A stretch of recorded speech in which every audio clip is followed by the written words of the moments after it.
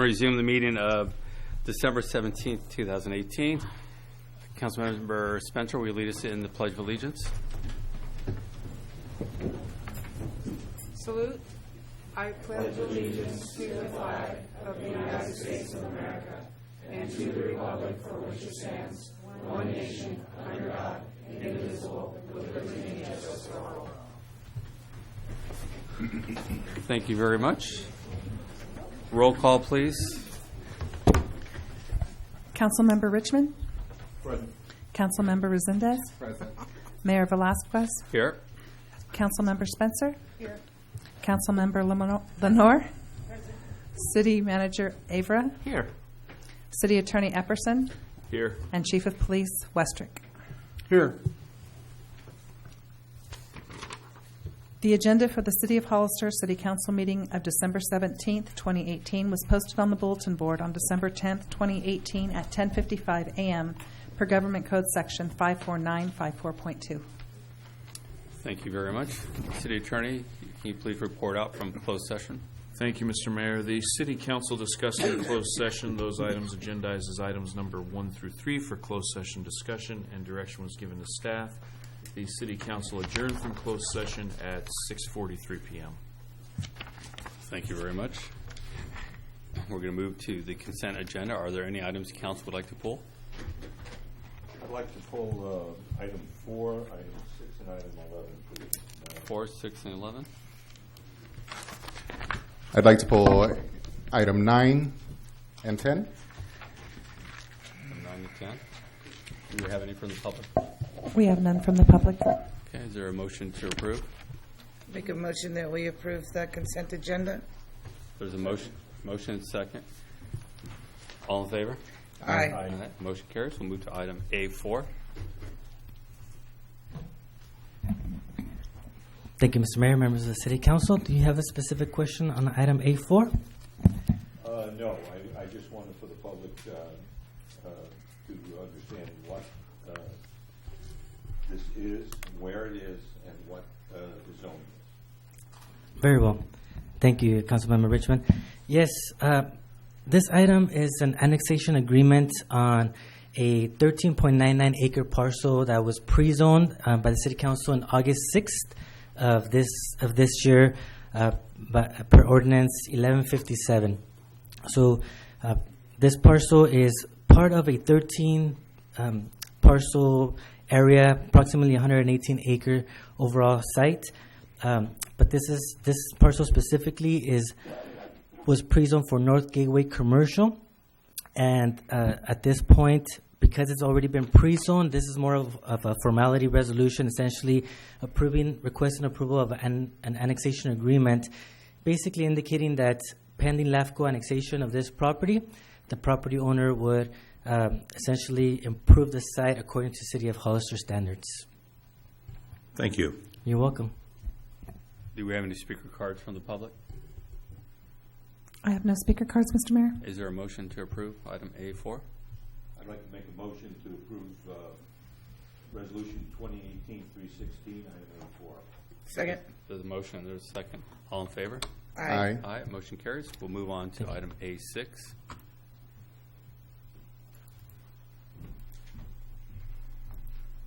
Good evening, City Council. Item A6 is the annual accountability report for CFD Community Facility District Number 1 for the 17-18 fiscal year. It basically just goes over the financial aspects of the revenue that was collected for CFD 1. Was there anything specific I could answer for you? Yes, my comment applies to item A6, 7, and 8, but I didn't want to say the same comment 3 times. I know these annual reports are required already. Since we're doing an annual report, I would like to ask you to consider, and your department to consider, including more information on the maps. Information such as how many residents were involved at each. You have each development listed separately on the maps. Correct. And I would like to, I wonder if you would consider how much work it would be in the future to put in how many residents were involved, and how much, in addition to how much was collected in total, so we can get some idea of what the growth is on the number of residents that are participating in each of these. And I would also like to if possible, get the maps to look somewhat the same. We have kind of a color code on one, a little different color code on the other, and the third one has no color code at all. And since they essentially are handling the exact same report, I think it would be easier for the public if they would look the same. That's just a recommendation on my part. Councilman Lenore, did you have a question? Doesn't it say on the each report how much the CFD brought in for that year? That's what I was reading under number 4. Yes, it does. So it says that.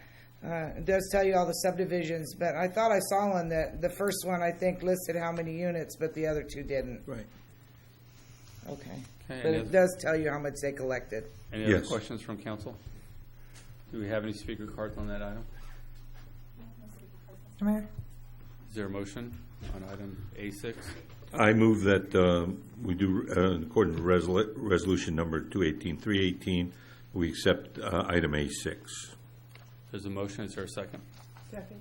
Motion and second. All in favor? Aye. All right, motion carries. We're going to move on to item A9.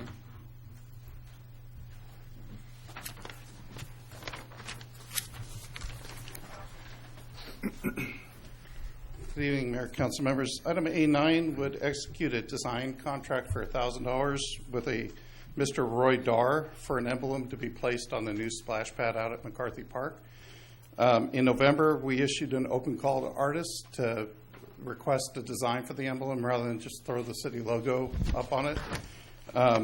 We received 10 submissions. We went through the San Bernardino County Arts Council to accomplish this. They had a special meeting on November 30th. The decision to recommend you approve this design was unanimous by all the members on the Art Council.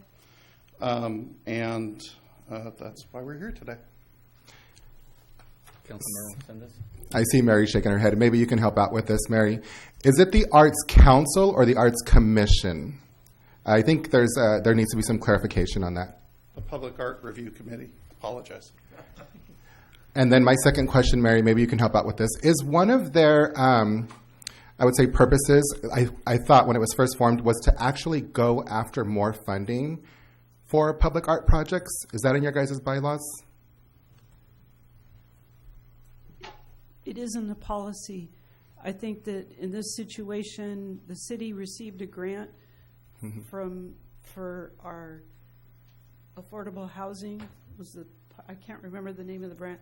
Mike knows that. So it was in that budget. So I'd personally like to see a lot more of the Arts Commission or committee moving in that direction. Rather than getting money from the city, I'd love to see them obviously bring more public art here, but I'd like to see them go after more funding for those projects. And I pulled it because... Mr. Sendis, so we're going to have to focus on the item about this. The reason I pulled it is because I wanted the public to be aware that, yes, they're asking for $1,000. That's going to go to the artist, but that's not the entire amount of the project. I think if we could clarify, the city has a public art review policy, and the city wanted to have the art. The city initiated the desire for the art, but because of the public art review policy, we partnered with the Arts Council, so they prepared the request for qualifications for artists, and then it came to the Public Art Review Committee. So that this is something that came from the city as part of the overhaul of McCarthy Park. And say that there's other situations like at Dunn Park, they did get a grant for the arts going. Yeah, I understand. So if we could just state, Mr. Chambliss, what was the total cost of this art project? So the $1,000 pays for the design, and then as part of the McCarthy Park project, this design goes on a water tower that I believe was $27,000 total cost. And as part of the $27,000 fee for that water tower, it includes manufacturing the artwork that gets attached to it. So it's a portion. We don't know the exact amount. No. Right. Okay. Thank you. Well, I think just to be clear, There will be no additional charges. No, it's It's all all part built of the into money the already original approved to bid. Yeah. purchase the park. All right. Any other questions from council? Do we have any speaker cards? Motion for item A9. I make a motion that we adopt resolution 2018-321, awarding the contract for McCarthy Park artwork to Roy Dar. Second. Motion is second. All in favor? Aye. Aye. Motion carries. Item A10. Yes, Mr. Mayor and Councilman, this is a project that's been a long time coming. It's the barrier designed to add safety to the lobby of the Animal Patrol, as well as to facilitate possibly longer hours and up into the weekends. As you can see, this project actually came in about $5,000 lower than it was originally projected when we did the original bid. Questions? Yeah, just a simple question. I was just wondering, how is this going to help improve the hours? And that was my other question was, are we going to have hours open to the public during the weekends? So yeah, that's the idea. Just like any payment center, you like to add as much safety as you possibly can. What this will allow us to do would to actually go down in staff because of the barrier will be there at the front gate, and we'll be able to actually facilitate us opening the kennels longer hours. Perfect. I really wanted to ask about the weekend hours, and I really like that aspect because the public's been asking for more weekend hours at the shelter. So Thank you. Thank you. Okay. Any other questions from council? Do we have any speaker cards? No? All right. Is there a motion to approve A10? I make a motion to approve resolution number 2018-322. Okay, there's a motion. Is there a second? Second. Motion is second. All in favor? Aye. Aye. Motion carries. We're going to move over to item A11. Thank you, Mr. Mayor. This item is an item before the City Council authorizing myself to execute an employment contract with Mr. Paul Da Silva in the IT department. It will make Paul an at-will employee and basically redefines his job description and duties as it relates to being the Director of Information and Technology. So if there's any other questions I can ask you or answer specifically about the contract, please let me know what they would be. I pulled this because I wanted to make a comment concerning this position. My bet is almost everybody in the audience is carrying a cell phone, and everybody up here's got one, and we've all got a computer of some kind or another. These days, this is a critically important position. We know from what happened recently over at the county when they had a problem, how this can cripple an organization like ours, which runs on not a lot of people, but a lot of technology. So it's very important that we keep our technological capability up to speed, and with that we are properly staffed to keep it safe, because just like yours at home, ours is under attack all the time, whether you can see it or you don't see it. Somebody opened up the wrong email, you get in a lot of trouble. So I did want to put that pitch in because I think it's vitally important, and it can cost you a lot of money and put you out of business really quickly. We saw that example a short time ago locally. So that was my only comment, so that people understand why it's important to have the kind of organization that we need and the level of expertise we need in this job. Thank you. Thank you very much. Any other questions? Councilmember I Lenore? just want to say it since we're talking about Paul. He's been here a long time, and I think he might have been our first IT guy. Obviously, he was passionate about his job. He stayed all these years. Paul brings a lot of experience. He also is very savvy in the technical world as far as the hardware. He brings us good machines that, he doesn't keep everything to himself. If ever somebody had to step in, it would be a standard equipment, and they would know what's going on. And I do want to thank Paul for all his many years of hard work for the city of Hollister. Thank you, Okay. Mr. Mayor. Do we have any speaker cards? Is there a motion for item A11? I move item A11, Resolution 218-323 for approval. Second. Motion and second. All in favor? Aye. Motion carries. We are now going to move to public input. This is time for anyone in the audience to speak on any item not on the agenda. and within the subject matter jurisdiction of the council. Speaker cards are available in the lobby and are to be completed and given to the city clerk before speaking. When the city clerk calls your name, please come to the podium, state your name and city for the record, and speak to the city council. Each speaker will be limited to 3 minutes with a maximum of 30 minutes per subject. Please note that state law prohibits the city council from discussing or taking action on any item not on the agenda. Do we have any speaker cards tonight? Yes, Mr. Mayor. Ariana Fabian and Vanessa Sanchez.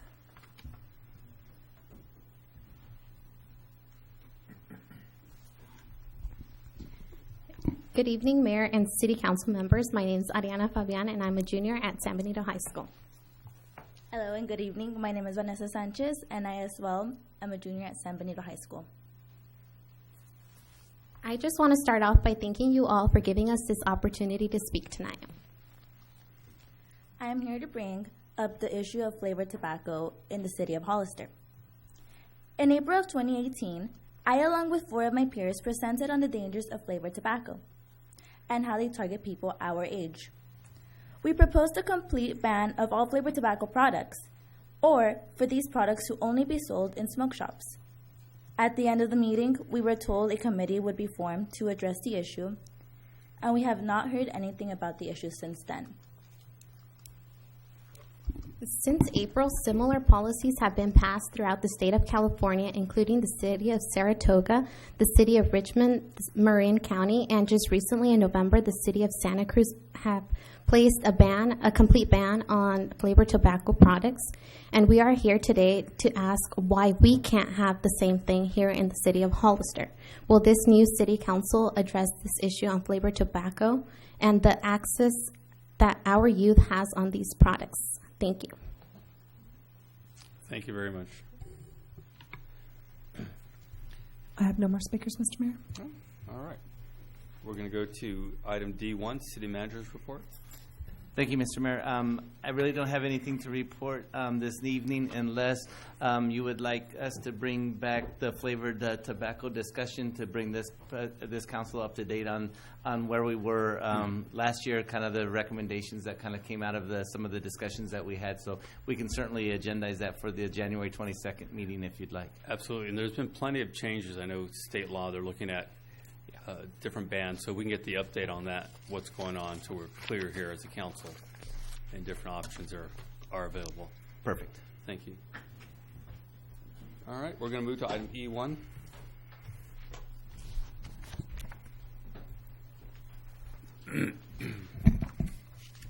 Good evening, Mayor and council members. This item before you is to, staff is recommending that this item be tabled to a date uncertain after a comparative fee study has been completed. So in November of 2017, the Planning Department user fees were updated using the Consumer Price Index. In preparation for this year's user fee increase, staff had begun to prepare an in-house comparative fee study comparing Hollister's planning fees to those of other cities in our region. And as staff was doing this, and we had about 15 different cities that we were comparing, we saw that our user fees are significantly much lower than the cities in our area. It's for this reason that staff is requesting that this item be tabled to a date uncertain so that a comparative nexus study can be completed. Are there any questions? Any questions, Councilmember Richmond? Yes, I have some questions on this.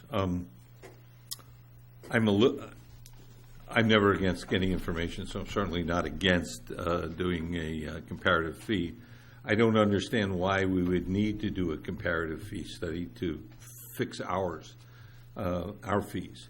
I assume that our fees would be based on whatever we need to put into it, whatever our costs are, including, if we don't have the correct staff, including additional staff.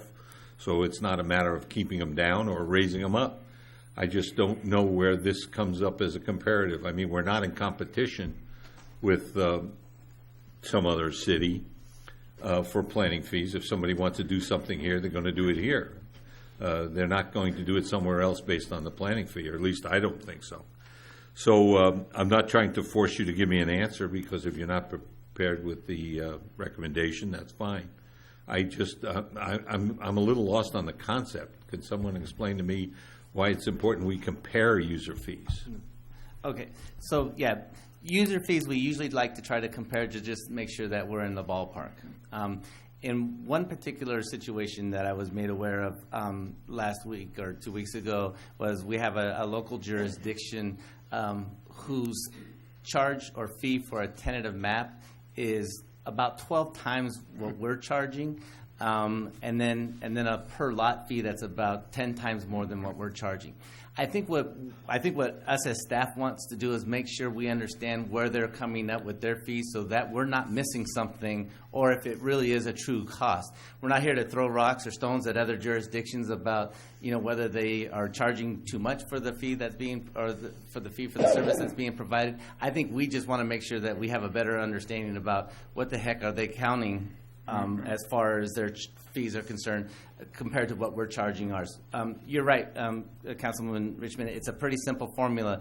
We add up what the cost is for fully burdened staff members to figure out how much time they're spending on a particular project, and we come up to a fee. It's not necessarily rocket science, but it is a little alarming when a neighboring community with essentially the same sort of overhead, et cetera, is charging that much more than we are, and we just want to make sure we understand why that is. Well, with that explanation, I'm perfectly happy with it. Yeah. I didn't understand that from the idea of a comparative fee study. A fee structure study, if it had said fee structure study, to see why they've got a certain number, I think that would have been acceptable to me, and I wouldn't have had this question. So I thank you, and with that, I'm satisfied. Thank you very much. Any other questions from council? Comments? All right, this time we're going to open it for public hearing. Do we have any speakers? I have no speakers, Mr. Mayor. This time we will close public hearing. As I understand, you're looking for a motion to continue to a date uncertain? Yeah, or to a date uncertain. A date uncertain. Is there a motion? I'll make a motion. Oh, go ahead, Marty. Go ahead. I so move that we continue to date uncertain. Okay, Second. There's a motion, there's a second. All in favor? Aye. Aye. All right, motion carries. Thank you you. very much.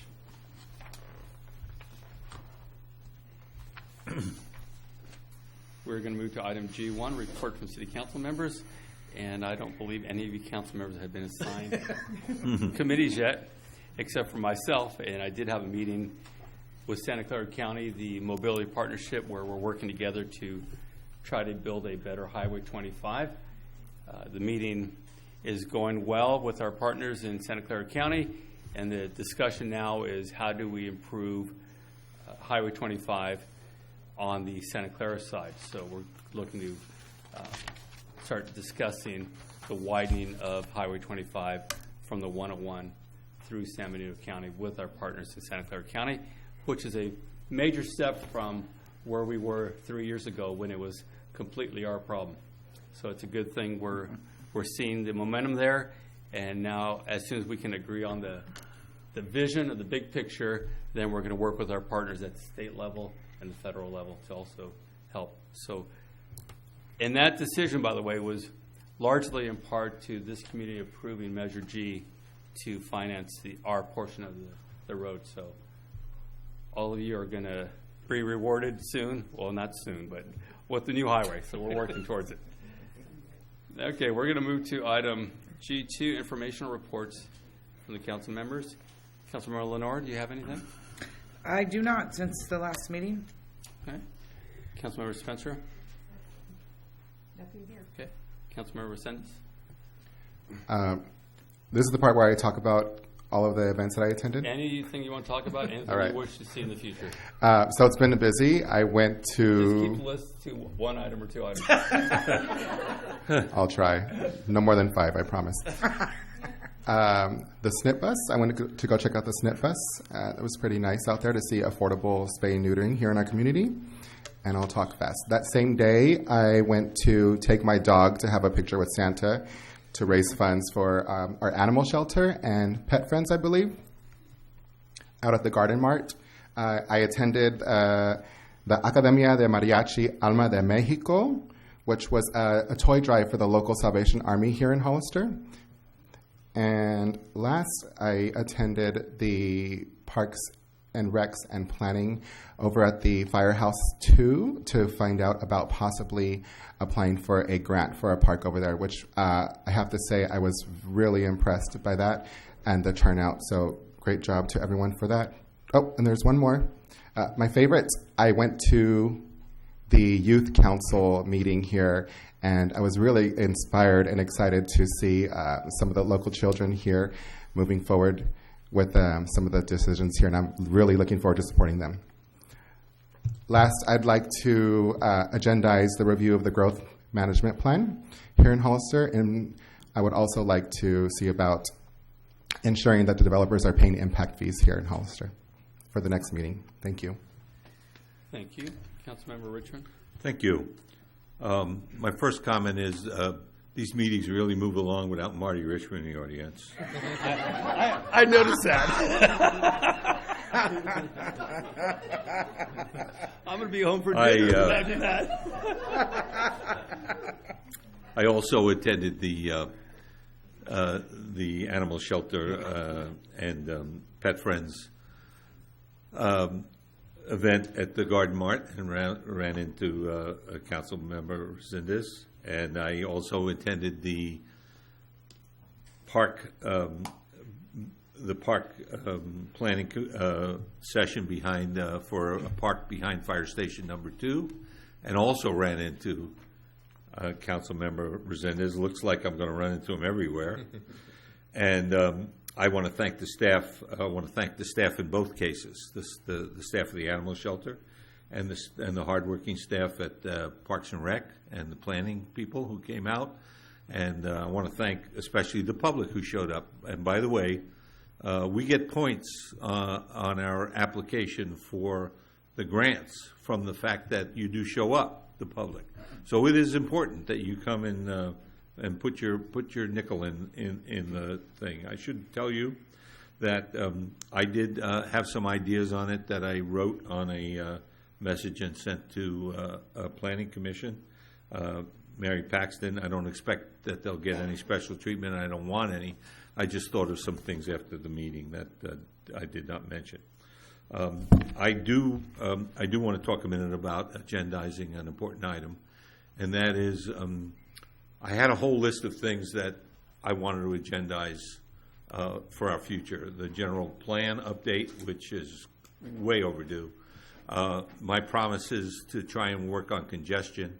My things about all kinds of things. And by the time I got finished with the list, I'm serious. It was a page long. I don't think we can do it on two meetings a month. I'm only in here for 2 years. July is dark. We don't have a meeting in July, so that's 2 months out of that. At least 22 months means every month that goes by is 4.5% of my term. And I don't think we're going to be making a dent in it because we got a lot of regular stuff that we have to do all the time. And these are special. So I would like to agendize a very deep discussion about scheduling a third meeting every month with the idea of doing projects on that third meeting, most of all. We can do emergency stuff if we have to. But doing projects so it doesn't take so much staff work to get prepared, and that the public can come in and know we're going to talk about the future things, what it takes to staff it, what it takes to do it, and how to get going. And once we get going on these projects, and I want to get a lot of them going because some of them always stall. And when they stall, we can move from one to the other if we have them running. And it will take work from the staff to determine how many people they're going to need to support that. My overall idea is, and I can't discuss it in detail now, is to do it that way, and also to try and make up some time on the ones we're using. I would like the staff to look seriously at trying to find a way to have a second meeting in January. We're now scheduled for only one meeting. With all the irons we're going to have in the fire, all the things that you were promised during this election by me and by other people, but I did too, I intend to try and deliver. I didn't take this job to be a bump on the log. So I want that on the agenda, and it'll be a long, deep discussion, And hopefully these meetings won't go so long because I won't be getting up and talking all night long. That's it. Thank you. Thank you very much. I also attended the SNP bus spay-neutering event a few weeks ago. Absolutely amazing job what they did there with all the volunteers and all those that sponsored the event. We allocated dollars early in the year for spay-neutering. I want to make sure that we can apply the dollars we allocated for their February and April event and get this worked out. I know there's been some confusion on that, but the amount of work they did, I think it was close to 60 animals in one day. It's just really incredible what they were able to accomplish out there and the number of volunteers. So I want to make sure we are supporting them to get this job done so that we don't have to put down so many animals as was happening in the past. We have a great resource now that is really working hard to work with this community, and I think it's upon us to make sure we're helping them get that job done. So I want to make sure we allocate that correctly, have that conversation with them directly to do what we need to do rather than put it off any longer. I also want to thank all the business owners in downtown. I don't know if any of you have noticed there's a Christmas tree at the Vets Plaza there that the local business owners paid for and put up themselves. And they also went out and did some Christmas caroling on Saturday night. So these are the business owners we have in our town, and they're great people. So make sure you try to support them this season. As Mr. Richmond pointed out, we are in need of a few more meetings and a lot of deep conversations.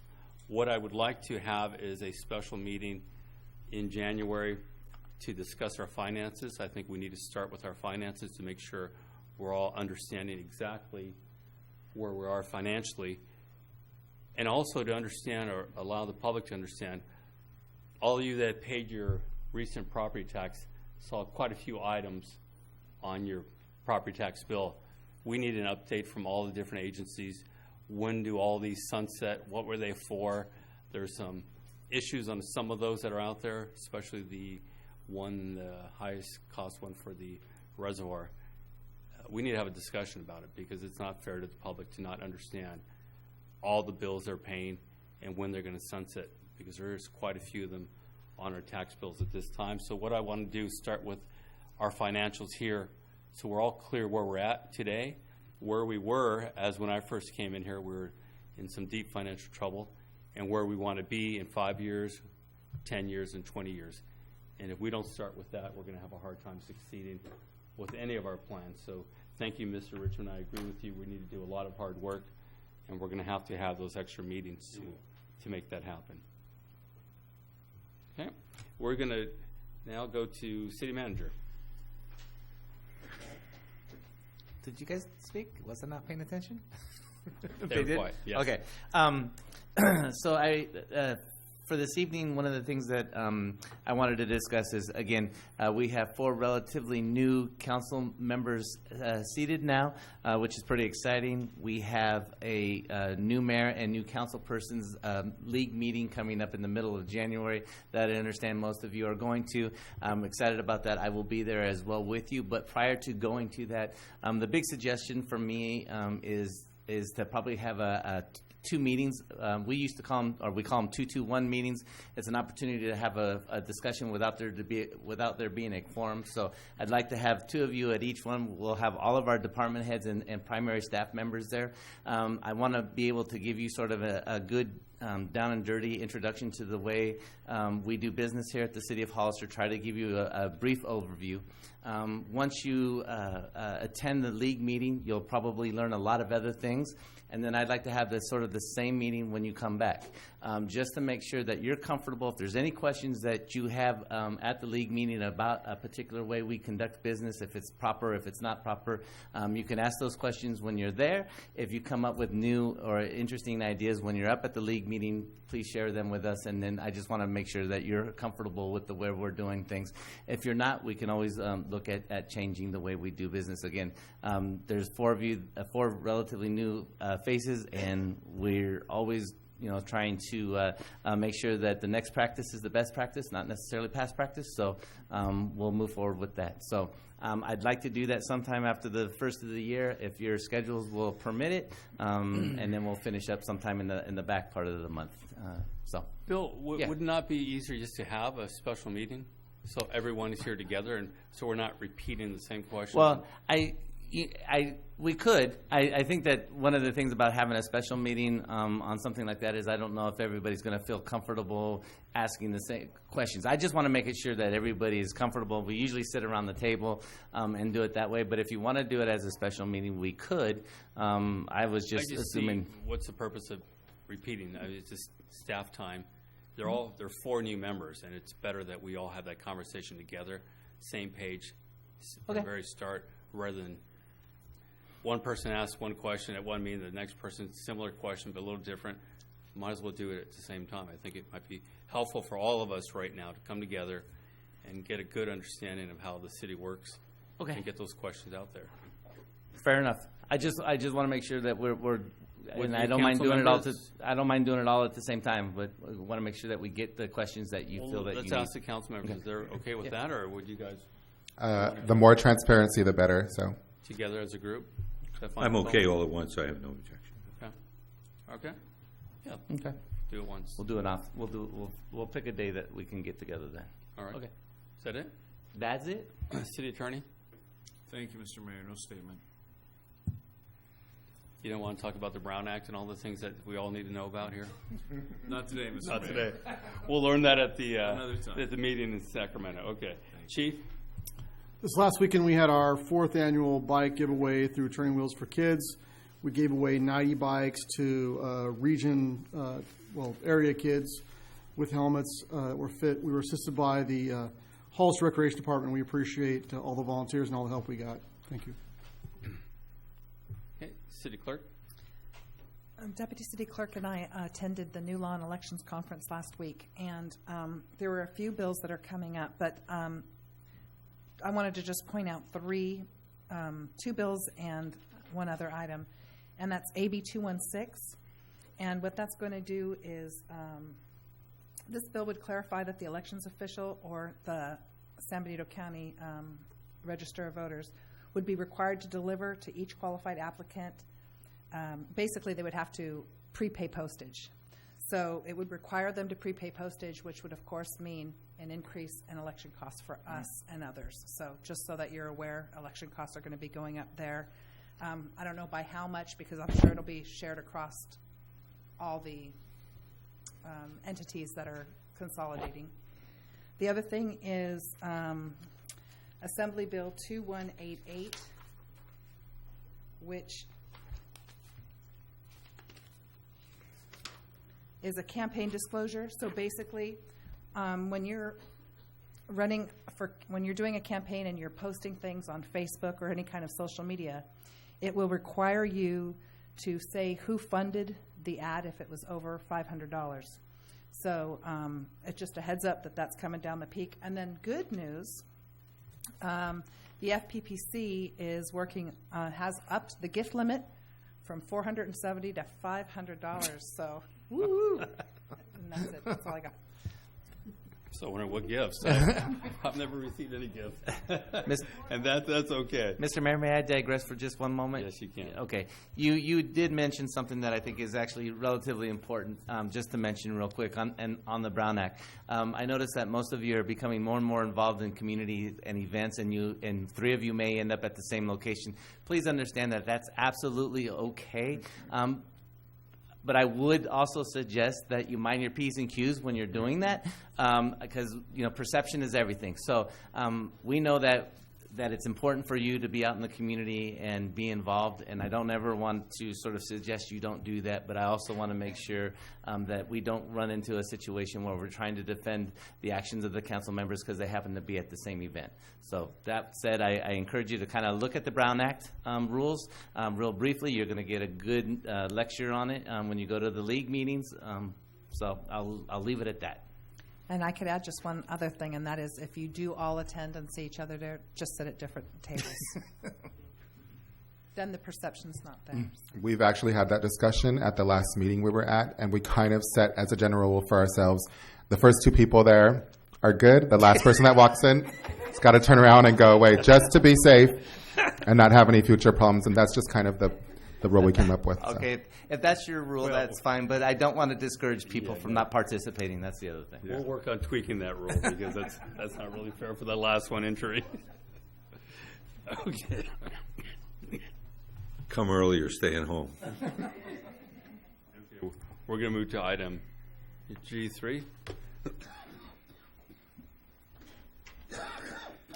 Good evening, council members. This item is regarding the Pinnacles Gateway Partners last meeting. It was a retreat, but we do have some new council members, so we'd like to take an opportunity to introduce you and explain to you what Pinnacle Gateways Partners is and where it came from. And I'd also like to introduce to you Craig Kaufman. He's the part-time coordinator for the Pinnacle Gateway Partners.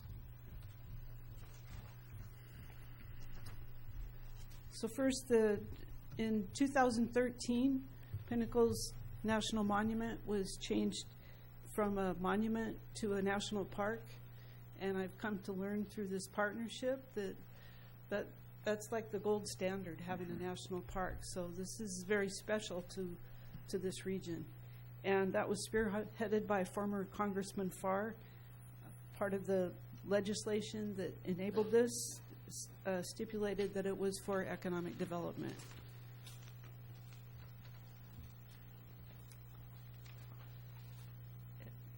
So again, as I just said, it was for economic development, and the former superintendent, Karen Bepler-Doran, she left this fall to another national park, but she reached out to the surrounding towns, ranches, and Native American tribes to help form a partnership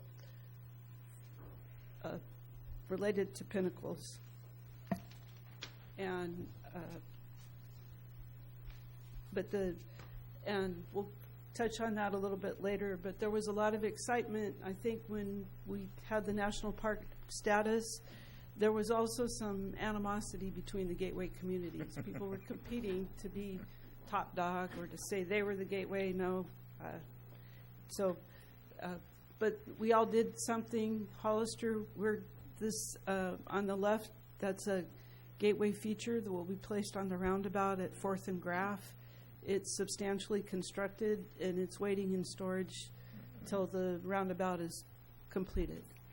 And there, as you see in Hollister, we've named Highway 25 Pinnacles National Park Highway, and there was a brochure that the chamber put together to reflect that we have the national park now.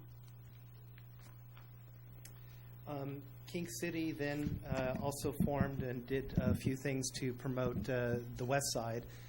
Pinnacles is sort of a unique park. It has two separate entrances, so you sort of have two parks within one. The east side obviously being on the camping side, which also does see a majority of the visitors that the Pinnacle National Park receives. The west side being for day use only, and also is a bit restricted because of the one-lane road that's there. So it's really two different experiences that you can have, and these are some of the efforts that King City has done in regards to promoting the national park. In 2015, I was asked by the City of Soledad to open up a visitor center. It was a mobile unit that's on Front Street, and the challenge there was to take a visitor center that is a mobile unit and make it look something quite different. So when you do go in there, we do try to capture the essence of the area as a whole. Really sort of the three legs of the stool that I refer to when talking about anything as far as marketing is one being Pinnacles, the other being John Steinbeck, and the third being our agriculture. Those are sort of the three points that really do speak to the region as a whole as far as what is being offered here and Soledad does try to accomplish that as well. In a lot of ways, too, we're sort of the unofficial visitor center, because sometimes on the west side, the park has some staffing issues at times, and so we've also been able to help staff or visitors with information as it relates to Pinnacles National Park as well.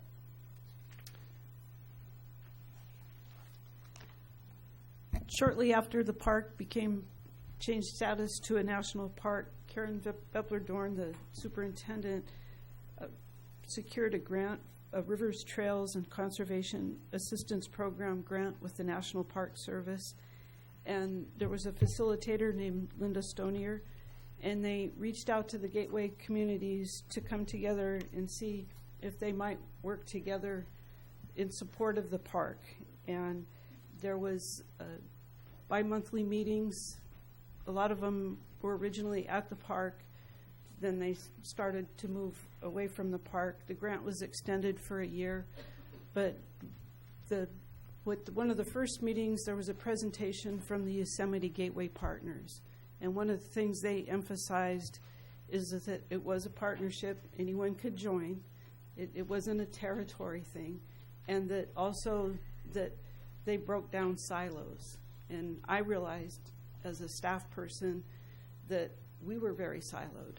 And that when you looked at the Chamber of Commerce map, our Chamber of Commerce map, that you had no idea that there was Monterey County over there. And that when you looked at maybe a Soledad Chamber map or a Monterey County map, San Miguel County didn't exist. Well, we're changing that. So we're more of a circle, and that there's a relationship there.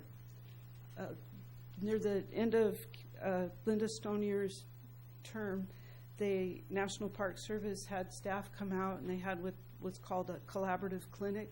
It was for 2 days, and it was hosted in the Monterey County offices. They had a conference facility we could use. And through that process, they talked about problem solving, cooperation, but we also did some visioning. And some of the visioning was identifying the structure for how we would meet, and that's every other month. And it was determined that we would have meetings in the park, but that we would also rotate the locations of the meetings as an opportunity to learn about each other. One of the things we realized through this process with Linda Stonier and the park is that the park doesn't need more visitors. They have plenty, especially on the weekend.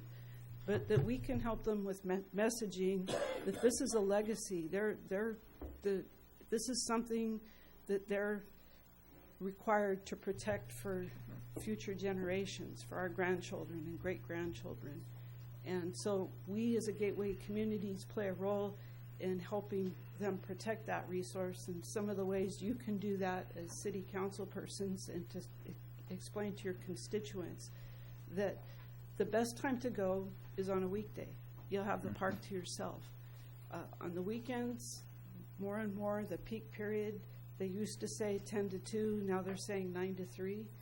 But if it's in the summer, maybe you can go at 3 and enjoy the sunset, or walk in the evening and stay. They have dark sky programs. So that's part of, we can help as a Gateway community with the messaging. So we also developed at the collaborative clinic, and through that 2-year process, goals and a mission statement. And that's, we have here our mission statement is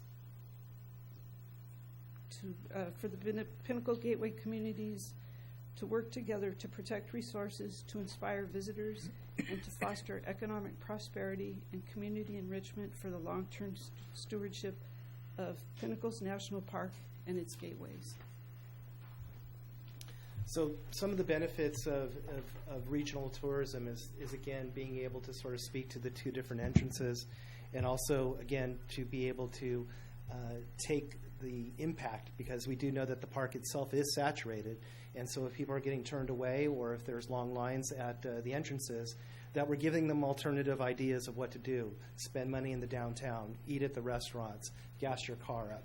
So it's those types of things that the messaging that what we try to do at these meetings is to network, is to be able to say, look, King City is doing this, Hollister's doing this, and really sort of figure out what's sort of the best method to coordinate messaging. And really also, too, to really tell the story because there's a lot of history in this area. A lot of things. I mean, San Benito County used to be part of Monterey County. And in I think it was 1875 that the San Benito became its own county. And it's just a lot of these types of things that we share between the two counties besides the park. It's just a lot of history, the wine trails. There's a lot of parallels between the Salinas Valley and the valleys here in San Benito County. And those are the types of things that through our networking and through these meetings that we do try to educate and share these ideas amongst the membership. So really, we want to use the Pinnacle Gateway Partners as promoting local economies, gather together to build relationships and to protect the park is really sort of the three cornerstones that we try to implement as we talk about and meet as a group. So at the Collaborative Clinic, one of the first goals that we had, first priorities, was to try and have adopted an interagency resolution of support for the Pinnacle Gateway Partners, and that happened. City of Hollister was the first to pass the resolution, but it's exciting. At first, Greenfield came on at the tail end, but they did. And then we also asked for financial support from each gateway community of $2,500 per year. That's enabled us to hire Craig to coordinate the meetings and our annual retreat and set things up. That we have to say that unfortunately San Diego County participated partially the first year and wasn't able to this year. So we're hoping they'll be on board in the future. And really, this is about being able to play well in the sandbox together. As Mary had mentioned before, there's a lot of silos. A tourist does not know when they're moving from one county to the next. It's really about the destination itself. And so we want to make sure that we have as many partners as we can to really act as a megaphone for getting out this messaging. So we work with everybody within the region. Salinas Valley Tourism and Visitors Bureau, I'm the executive director of that, work together with the Monterey County Convention and Visitors Bureau. And you can see that it's really it's a diverse group of different entities really to promote tourism and economic development in the region as a whole.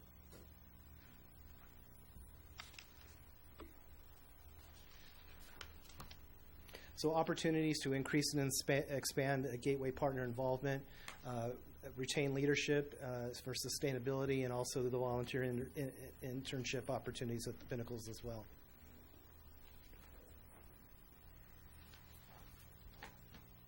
So we'd like to invite you to share the vision and join us by becoming a partner. There's no cost. Membership is free. Your cost is time. We're hoping that there will be support for the efforts of Pinnacles to become a dark skies park. I think I was visiting Kings Canyon, and they have quite a festival in the summers with their dark sky status. We're looking for leadership from city council or city managers within the gateway communities. We're asking for support that the park has. There's a national park program to try and get every fourth grader in the communities to go to Pinnacles National Park. We hear at the meetings from Ronnie Johnson. She's their volunteer coordinator, and there's been grants from the gateway communities to help get those children in the parks. And also the national park, those children, they can apply and receive a free pass for their family to go to any national park if they're a fourth grader. We had a special meeting last year exploring transportation and parking challenges. There's issues on both sides. Craig touched on the narrow entrance on the Monterey County side. On our side, there's a problem of parking, and that's again where we're trying to, if we could get people to do other things in the gateway communities, maybe they hike at Fremont Peak on Saturday and Sunday, and then they hike at Pinnacles on a Monday. And also to stay a while. instead of making a day trip. And so we can support the park with messaging and our economies. So this is where sort of an interesting slide. The park itself generates in visitor spending $13.3 million a year. The breakout of the traffic counts, you can obviously see that the east side is dominant in the amount of traffic that flows to the park. So that's really where I think Hollister and San Benito County as a whole really has some economic lift if we can start to retain those day trippers or the people who are visiting the park, because you clearly have the dominant side of the entrance coming to Pinnacles National Park. Breakouts of various spending levels, obviously, since it became a transition from a national monument to a national park, it's got a branding cachet to it, and the park and the communities themselves have seen and realized some of the economic lift by becoming a national park itself.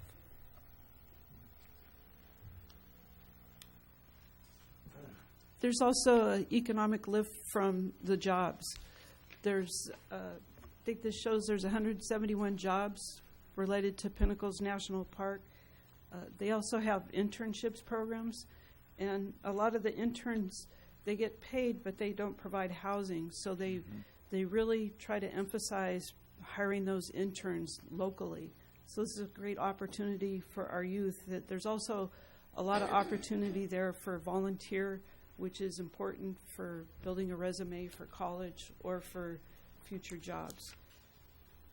And Karen had pointed out also previously, Bepler-Dorn, that the people that are working here are spending money here, so that they're part of our economy. And again, this is another slide just showing the economic output of the park and its various silos that do benefit as far as economic development. So it's obviously it's a blessing to have a national park in your backyard, and so there's a lot more things that I think the region can do to leverage this national park. And so with that, we thank you and hope you learned something today, and we appreciate your continued support. Thank you very much. Is there any questions from council? Councilmember Richmond? I have a question. Excuse me, I forgot to turn the mic on. Yes, I have a question especially concerning the traffic issue on this side, because obviously from your presentation, the vast majority of visitors come in from this side. And we all know that Route 25 there is basically one lane in each direction. Have we ever done a traffic study to see what kind of percentage of the people who go down there come back the same way versus what percentage continue on to King City? No, we did have one of the meetings last year, I believe it was in May. We were trying to get momentum to partner as a gateway community with AMBAG to do a transportation planning grant to explore. We didn't ask that question, but explore the feasibility of shuttle service to both parks. We didn't get a lot of lift from AMBAG, so I guess we can ask the question again. I think we recognize that this is an issue that's not going to go away, and as Gateway partners, this is something. Caltrans was very well attended at that meeting. We had John Olenek from Caltrans, Jill Morales, who's a local representative, and a couple other people from Caltrans, and I know they would support that type of grant. I think it's just somebody's got to carry the ball to get that going, but we think it would be very valuable to have some feasibility analysis of how we could get shuttle service or some busing, something to and from the park. But I think your question... The question is more about a count. Yeah. Are they stopping there and coming back, or are they just continuing through? What Karen Bepler-Dorn would say, a lot of people were coming from the Bay Area, so they just come and they go. Right. So if we can look into that, that would be helpful. Yes. You got to the point I was going to make, which is the traffic issue and shuttle service is vital because of the limits on 25 south of Hollister. And if they're coming back the same way, it makes it a lot easier to offer shuttle service to someone than say, I'm sorry, we're going to drop you off where your car is 50 miles back. I'm supportive of your efforts. I hope my conclusion is I hope the county can find a way to also be fully supportive of your efforts. But I think I'll take the but out.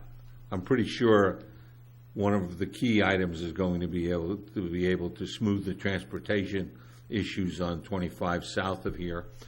It would if we have scheduled shuttle service, it allows us to string out the visitors rather than all of them have come not only the same hours, but the same half hour.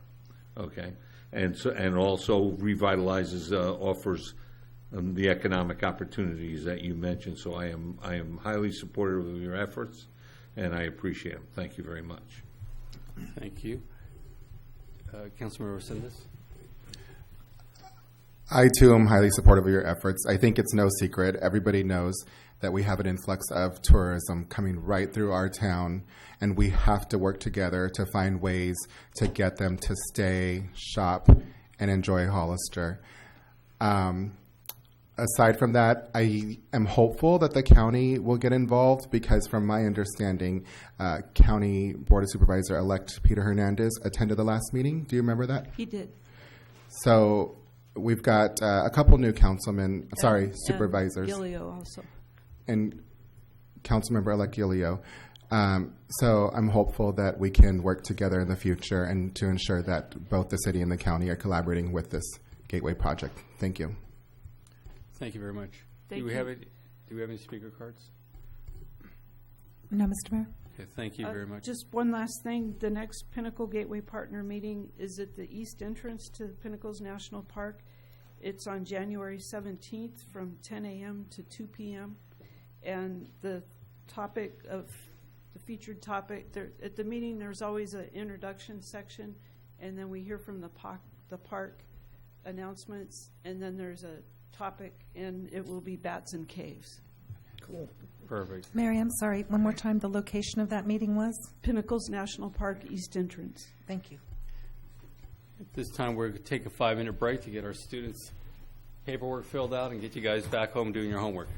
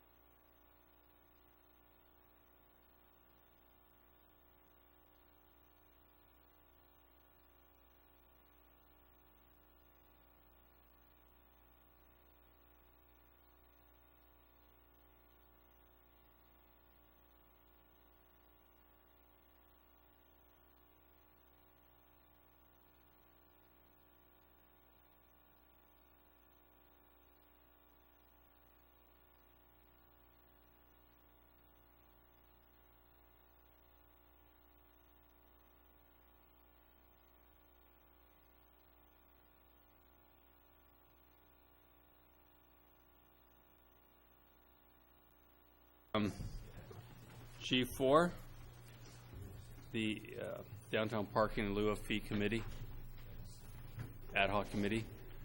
Thank you, Mr. Mayor. Excuse me. At a previous meeting, I believe the request is to have an ad hoc committee make up and discuss the in lieu fee program of the downtown parking area. And again, let me be clear as to what this is. This is an area of downtown that's within the geographic boundaries of the general plan area, but outside of the current or existing parking district. Not every property in the downtown area is part of the parking district. So this is a methodology for the council of the city to utilize its in lieu fee. It is a portion of the current city's municipal code. It's just never been implemented. So as we went through the report a couple of times, I think it was the decision or the desire of the council to take a closer look at that and make some minor tweaks or major tweaks to it before it comes back to council for approval if that is the desire. So I was recommending that the mayor select 2 people to be a part of this ad hoc committee, and we'll move forward and start that process. So I wanted to make sure, you point out there's some differences here and there, but I think this part of what this committee should do is figure this whole thing out and whether there should be any differences in different properties. Well, so just for transparency or for the community, the parking district was established in the late 70s, I believe it was. And many properties within the parking district obviously participated. There was additional fees in their property tax which help establish the district. I don't know why, but some properties decided that they would not participate with that particular program, so they are sort of left out of the parking district. It's very difficult for me to describe the lines of the parking district. You may have had it in the past. It makes no rhyme or reason. I would say that generally, though, most of the properties from about 4th Street to, say, 7th Street are in the district, but there are some properties on the outskirts of that do not participate. Right, and that's part of what I'm trying to say. Here's a chance for us to get updated. So from this point on, council can look at the work that this council did in 2019, so it's not going back to the 70s. Yeah, no. Unless no, we're in understood. bell bottoms. So, yes, sir. Councilmember Richmond? I did quite a bit of reading about the in lieu fee before I came, and including the general plan. Just for whoever's going to be on the ad hoc committee, the general plan is perfectly clear that the in lieu fee is designed to promote development. That's what it's there for. It's listed as one of the development promotion items, not a development stop item. So that's why it's there. It's so that if people find out they can't get a parking spot, they have some other way to fund it. And if we're funding it, I agree, and I said so when I was on the other side of the podium here, the dais, a couple of weeks ago. If we're going to collect the fee, we ought to have a plan to use it that actually does something. Thank you. Thank you. Okay, any other questions? We don't have any speaker cards on. Okay. I'd like to appoint Councilmember Lenore and myself to be on this committee. Okay, got it. Okay. Is there a Thank you. consensus with all of you? Appreciate it. Thank you. Thank you. All right, we're going to move to item 5, the appointments of all the other committees. You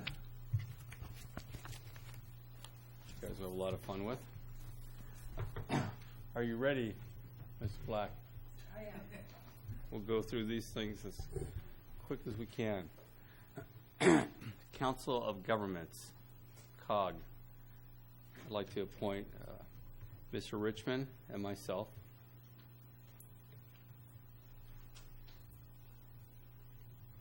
The alternate would be Mr. Resendez.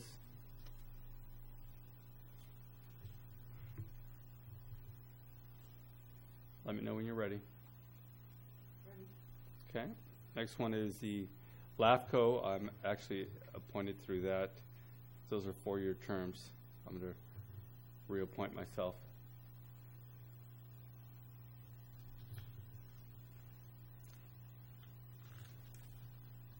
The alternate we had on that was Ms. Lenore.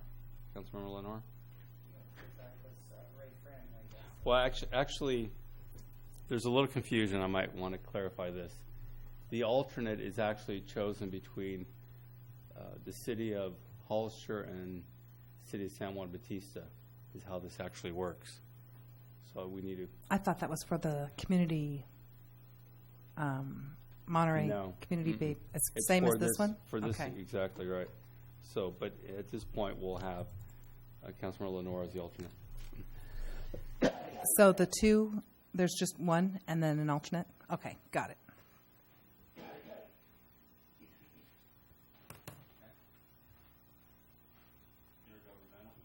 Intergovernmental.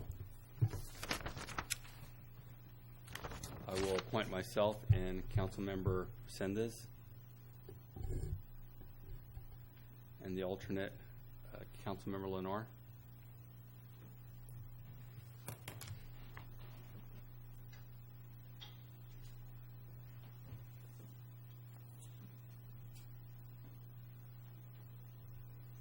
Okay.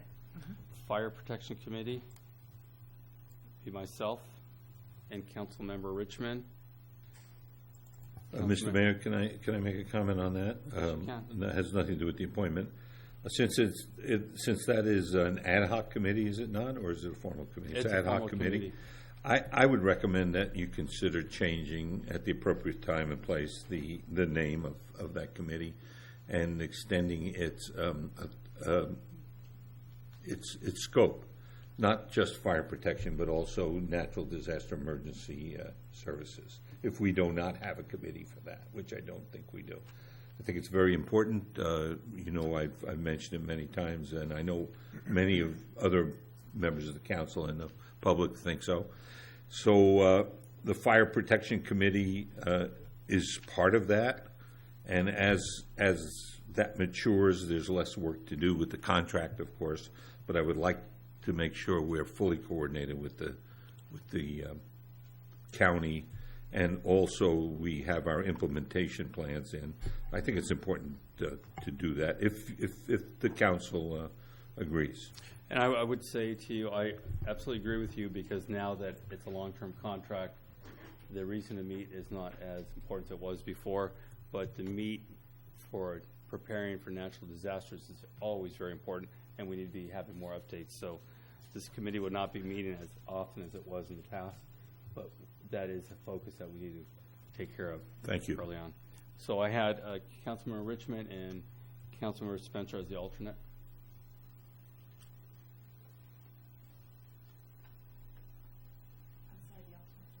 Councilmember Spencer.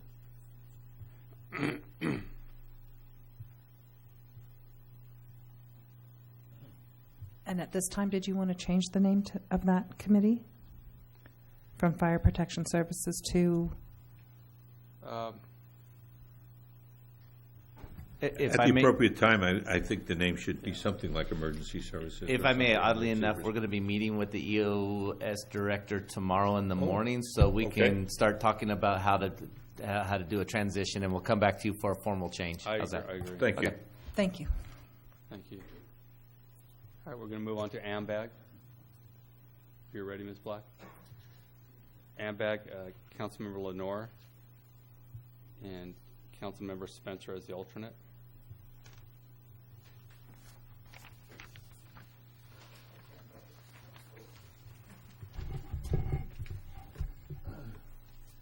Let me know when you're ready.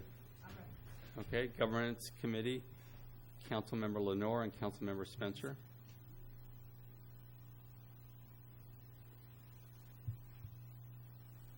I will continue as the alternate. Water Resource, Councilmember Lenore and Councilmember Spencer as the alternate. Sorry. Councilmember Lenore as the... So it's one member, Lenore, and Spencer as the alternate? And the alternate, yes. Thank you. Pajaro. Are you okay, Ms. Black? Okay, Pajaro. Councilmember Spencer.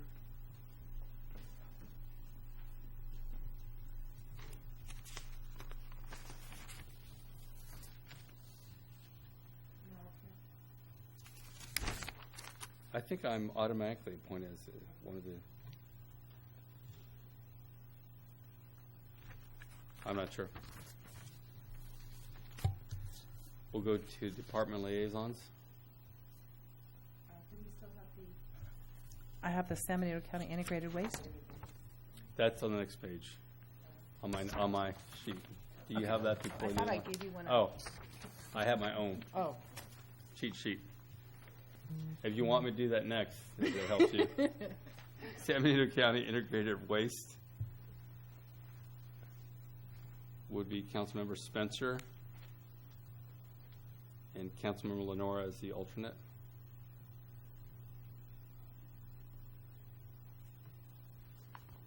Okay. Department liaisons, if we can go there, if you're ready for that.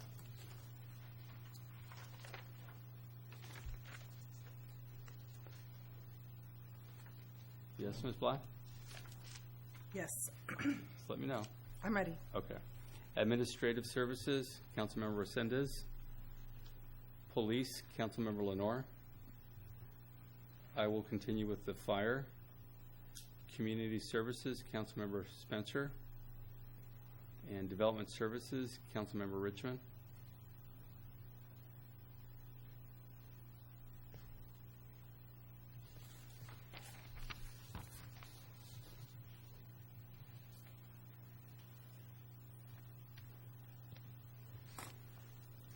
Continue. With the Monterey, now we're going to ad hocs. Ad hocs, Monterey Bay Unified Air Pollution Control District. Councilmember Spencer and Councilmember Lenore as the alternate.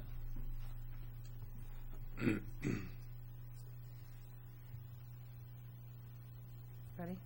Okay, successor agency for the RDA, Councilmember Richmond, and the alternate would be Councilmember Resendez. The Oversight Committee for the former redevelopment agency, Councilmember Richmond, and Councilmember Resendez as the alternate. A question, sir. Yes, sir. Is that still active, Oversight Committee? The former, There now is that an we have a Oversight Committee, yes. successor agency? Yes. Okay, thank you.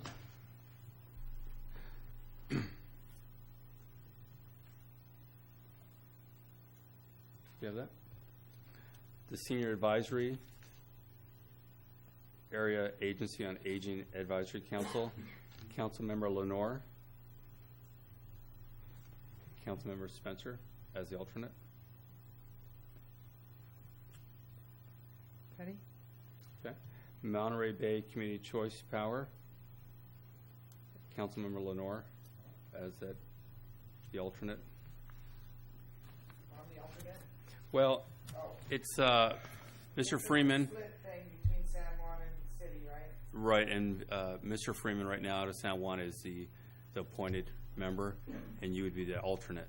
And when does his term end on that as the appointed member? I believe it's next year. It is May 3rd, 2019. Okay.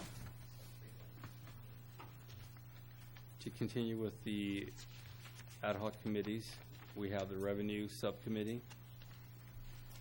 Are you on that page? I'm ready. Okay. Councilmember Richmond and myself. That's going to be a lot of fun. Okay. Housing and Planning.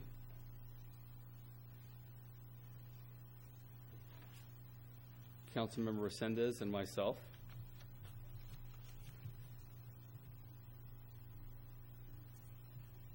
Soundwall, Councilmember Lenore and Councilmember Spencer.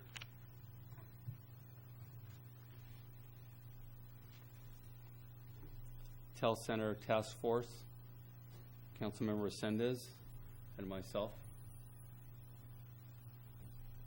Animal Control, Councilmember Resendez and Councilmember Spencer. The Sign Ordinance, Councilmember Resendez and myself.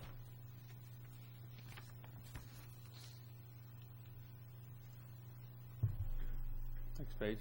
General Plan Advisory Committee, myself and Councilmember Resendez.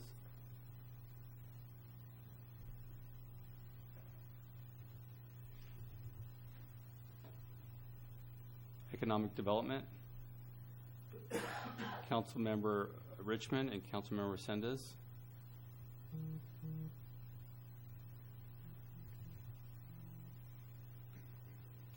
And for the motorcycle event, Councilmember Resendez.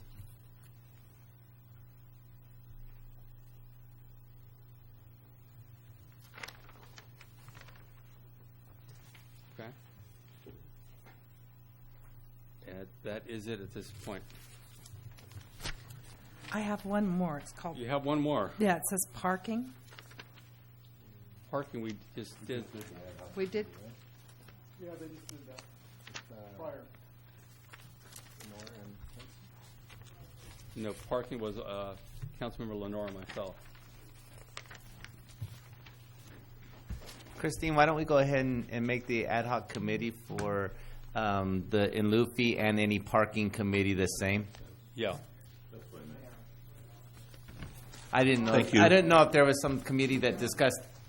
We probably had time limit discussions in the past. You know how every few years we go from 2, 3, and 4 hours. Well, it's very important because I think it's time we're going to address this street sweeping issue of parking, and we have to get on this. It's gone on way too long. We go to 3. So I'd like that committee to be working on that. Yeah.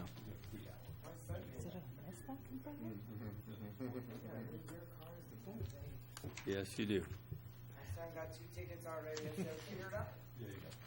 Do we have all that? Okay. This is being recorded.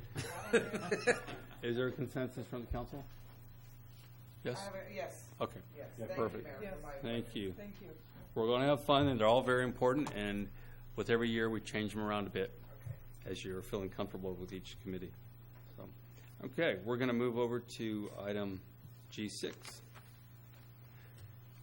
I actually asked to put this on here. I felt it was important for all of you to pick your own commission members. In the past, they were by terms, and you were given the commissioner that was there appointed before. I think it's important that all of you choose your own commissioners, not only for the planning, but I think it's important for each of the different committees that require commissioners.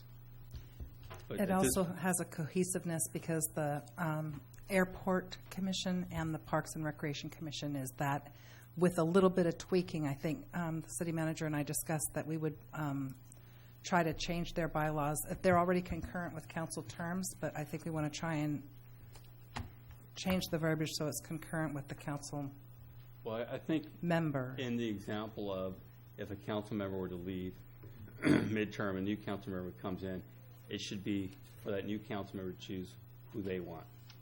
So I want it based on that council member's time in office. Right. At And I think his we've choice, worked his will. on a language that we can change that to. Now, tonight it only shows planning, so we're going to have to bring it back for the other. See, and I just want the other thing that we sort of need to work on is that planning is really the only one that's based on districts, right? So with Airport and Park and Recreation Commission and that might be it. Those Parks committees. and Rec is district also. Yeah, they Are they? are. Yeah. Mhm. Oh, I thought that we did we change that? And I believe So is the airport is airport. district also, Yeah. except for they have 2 county seats. Am I correct? That's what gives them the 7? Mike is shaking his Mike? head yes. Yes. But their district. Are they district as well, Mike? Cases, but in the past, if there hasn't been a district applicant, they go outside. Okay. So, Councilmember Richmond? Thank you. Someone told me that there are special rules, and I don't know what they are for the Parks and Rec district, that it may be district centric, but there's also some exceptions because Well, we have some council Let me stop members. here. Yeah. I'm sorry, but let me stop Go there ahead. because we do not have it listed tonight. Okay, So we can't can have that discuss it some discussion, other right? time. We can only You are correct. discuss the planning, but my point is for the future meeting, let's put on the park and the airport commission. The goal, again, allowing each council member to pick who they want, not who's assigned to them from the past, but whoever you want, because it's very important. I think they reflect your own views. That's I would agree. too.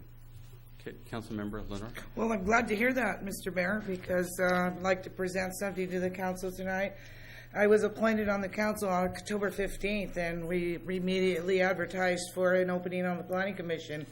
The first go-around, we did not have any applicants. Not that we didn't have any interest, but the gentleman had to confer with his employer to give that a sign-off. So we opened it again up to the public again, and we had one applicant. They closed before you put this on the agenda for discussion. I would like to see us honor that ratification for Mr. Kevin Henderson. He's also in the audience. I was very impressed with his application.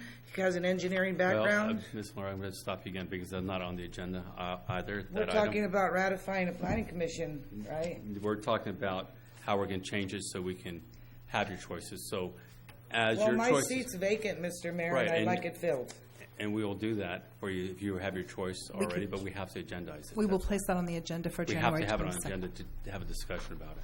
But it's not going to open back up, right? No, 'Cause whatever that you deadline's already closed. want it, it's going to be your choice. So, Well, I'm just saying we should honor the deadline that we put in place when the seat opened up. and again, this is Actually, why we're doing these things. I think at the end of this, if you guys come to a consensus on this item, then the Planning Commission's going to have to revise their bylaws, am I correct, at their next Planning Commission meeting? And then once that revision is made, we'll bring it back to council. Hopefully, I don't know if they're going to have a Is meeting it by the agendized for this Thursday night? No. Because it has to have a public notice. And Right, and it's too we late. meet tonight, right? That means it's not going to be done on Thursday, and it's going to float into January. And if we're not careful, it's going to sit empty for another There's 2 months. There's always the possibility, again, to have special meetings to take care of some of this work that we need to take care of. So that's not going to open up again. The deadline for District 1 is come and gone, and we have one applicant. Again, the goal here is for you to choose who you want. Exactly. So that's what we're going to try to get through. If we have to do the changes at the Planning Commission first, or is this a council action that allows this to happen? Go ahead. Sorry. I'm sorry, Mr. Mayor. Do you mean in terms of appointing someone this evening or making No, this not change? yeah. For Make the future change. We're talking about the change, not the appointment.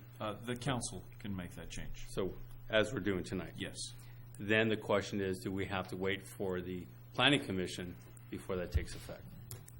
I think they're two independent actions. The replacement and the seating of District 1 at the Planning Commission level really doesn't have much to do with the bylaws being revamped or revised to make it or councilperson term, or perfect how we want to say it. Yeah. So what I'm hearing is that at January 22nd, we can put on for ratification. Hang on a second. What I'd like to see happen is Ms. Lenore's pointed out, she wants to have her appointment as soon as possible. So whenever we have our next special meeting that we talked about, have that as either an the action item, financial or the other items we talked about, have that as an item so we can take care of that business right then and there. Okay? Thank you.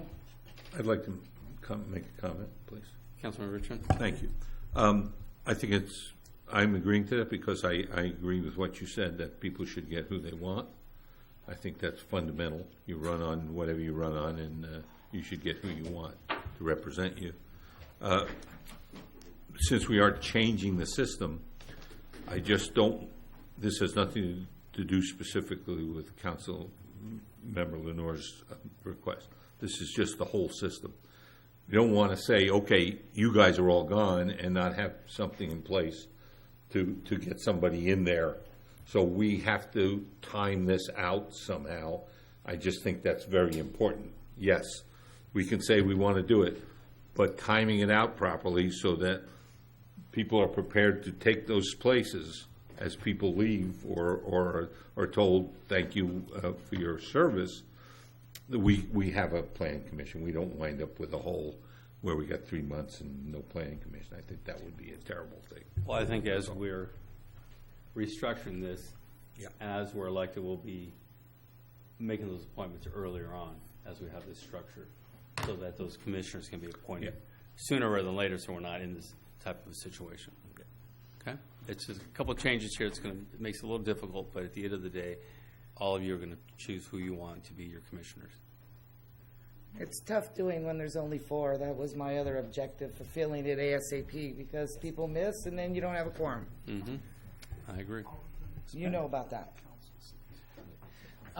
If I may request a conversation, I know we're not supposed to be agendizing it, but essentially Mike just informed me that that's the way the Airport Commission is set up already. So basically, he doesn't have an Airport Commission right now, except for two members, the two county members. So if you can reach out to your community and find out who wants to be on, we can try to agendize that at the same time, so Mike doesn't go months without having one as well. Thank you for that. If you can get an update of the members that are on there, and then all of you, of course, again, can find your own members.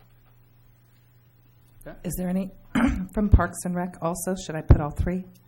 I guess we probably should try to do all three. Okay. Any other questions or comments from council? I guess just including some language so that we don't have this.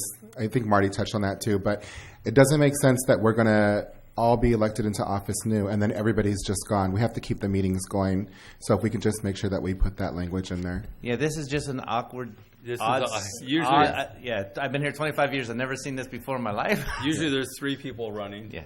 At a time, and then another 2 in the next. So you're always going to have some regular consistency and overlap. And I believe we could put some language in there, and one of them does have it where you're appointed and until there's some language in there, Jason, that we can put in that says appointed until. Till not. Well, until you're shown the door. Until I wanted to get off, and they would let me. I'm not sure what the concept is you're trying to express. Basically, until the city council so that, member let's say, vacates his or her seat. Decides otherwise, basically. But also so that it overlaps. We could say until reappointment is made. Until reappointment is made, so it overlaps, so we don't have this instance again. Mm-hmm. Yeah. Okay, very good. That's a good point. Okay. We're all okay with this? Okay, yes. That's consensus. That wasn't too bad, guys. It's a very important topic, by the way, so thank you all for your Planning input. is very important. Okay, H, I, J, and K, there's no business. Is there a motion to adjourn? I move. There's a To motion. adjourn. Is there a second? Second. Motion is second. All in favor? Aye. Motion carries. Thank you. Aye. Congratulations on your first meeting, everyone. Thank you. Guys did really good. Well, we got on a line. It's not my first rodeo.